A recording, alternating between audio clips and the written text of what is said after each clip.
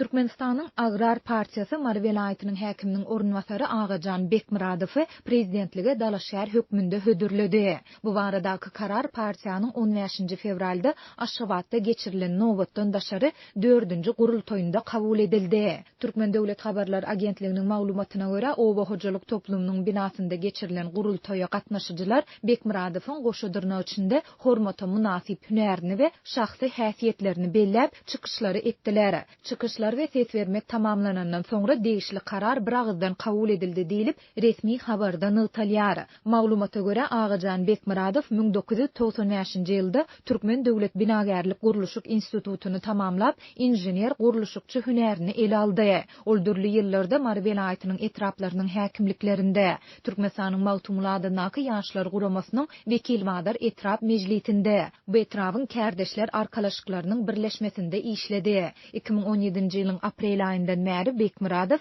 Mari vilayetynyň häkiminiň orunwasary wezipesinde işleýär. Resmi habarda onuň nirede we haçan dünýä iýnendiği baradaky maglumatlar jemgyýetçilige ýetirilmeýär. Bekmuradowyň prezidentlige Dalaşşäher hökmünde hödürlenendiği barada Türkmenistanyň Agrar Partiýasynyň resmi web saýtynda hem 16 fevralda yerli wagt bilen saat 17:00 çenli hiç saat berilmeýär. Adatlyň habarçylary Türkmenistanda geçirilen mundan ozalky saýlawlarda bolşýaly Agrar Partiýasy tarapyndan prezidentlige Dalaşşäher hödürlenen kandidatyň ýurdun syýasy durmuşynda tanalýan şahs däldigine habar berýärler. Ol barada tashiçili maglumat ýok. Ol 49 ýaşynda bolup Mari vilayetynyň wekilmadar etrafynda dünýä indi. Bekmuradow 5 ýyl bäri vilayet häkimliginde işleýär we owa hojalyk meselelerini jogapkär hasaplanýar diýip ýagdaýdan habarly çeşmämiz 16 fevralda habarçymyda gurrun berdi. Bellisek Bekmuradowyň prezidentligi Dalaşşäher hökmünde hödürlenmegi Türkmenistanyň prezidenti Gurbanguly Berdimuhammedowyň ogly Serdar Berdimuhammedowyň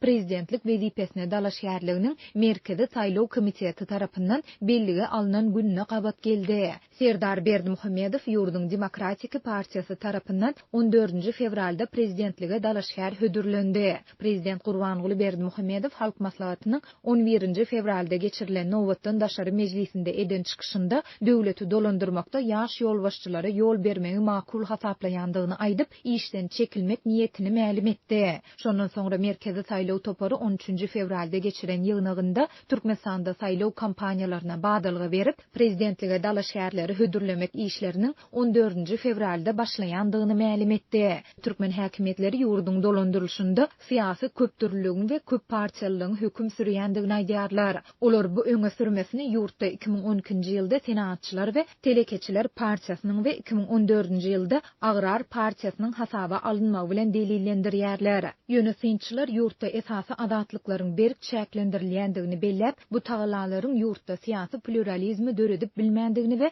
ýurtda hasaba alynan hakyky oppozisiýa partiýasynyň ýokdugyny aýdýarlar. Bu aralykda habarçylarymyz ýurt raýatlarynyň aglabasynyň mart aýynda geçiriljek prezident saýlawlaryndan habarsyzdygyny, sebäbi olaryň ýagty geljege bolan umytlaryny ýitirendiklerini aýdýarlar. Adamlar Berdimuhammedowyň tohumny Hudaýyň jedasy hasaplaýarlar. Olar bu edenettilikden diňe daşarky täsirler bilen diýmek mümkindigine ynanýarlar. Ýöne olar munyň hem mümkin däldigine düşünýärler. Olar öňümüzdäki 10 ýylda Türkmenistanda üýt göçmelere garaşmaýarlar diýip Aşgabatly ýaşaýjy anonim şertde habarçymyda beren maglumatynda aýtdy. Bu aralykda Aşgabatdaky ýene bir habarçymyz häkimetleriň köp gatly ýaşaýyş jaýlarynyň ýaşaýjylaryndan eýwanlarynaky gülleri we oturgujlary aýyrmagy talap edýändigini habar berýär. Häkimligiň işgärleri parahat 3 etrapçasynaky ýaşaýjylaryň öýlerine aýlanyp, olardan balkonlardaky we penjerelerdäki gülleri aýyrmagy talap edýärler. Olar beýleki goşgolamlary şolsanda oturgujlary hem aýyrmagy soraýarlar diýip etrapçanyň bir ýaşaýjysy anonim şertde habarçymyda beren maglumatynda aýtdy. Onuň sözlerine görä häkimligiň işgärleri bu çäreleriň 12 martda geçiriljek prezident saýlawlaryna görülýän taýýarlyklaryň bir bölegini aýdýarlar. Olar 12 martdan soň bu talaplaryň goý bolsun ediljekdigini belläp, raýatlary köşeşdirýärler diýip ýaşaýjy sözüni jemledi.